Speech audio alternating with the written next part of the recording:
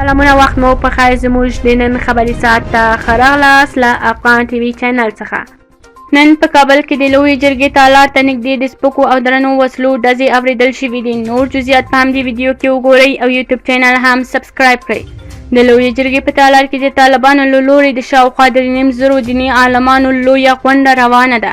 لا معلومه نه ده چې نن ډزو کې د غونډې ګډونوالو ته کوم زیان رسېدلی دی او که نه، خو په خوله رسنیو د جرګې د تالار شاوخوا سیمو څو ویډیوګانې خپرې شوي دي چې ډزو غږونه ترې اورېدل کېږي. د طالبانو د حکومت ویان ذبیح الله مجاهد په خپل ټویټر کې لیکلي دي چې غونډې په شاوخوا کې څه ستونزه نشته، خو په دې خبره کې یو مشکوک ځای باندې د طالبانو امنیتي ځواکونو لخوا ډزې شوي او وضعیت تر کنټرول لاندې ده. اخوا د آزادګانو د ملي جبهې په نامه د طالبانو یو مخالفې وسلوالې ډلې په خپل فیسبوک ادعا کړې ده چې نن غونډه باندې د دوی ځواکونو برید کړی دی. که چیرې زموږ یوټیوب چینل مو نوی لایک او سبسکرایب کړئ نو حتما یې لایک او سبسکرایب کړئ.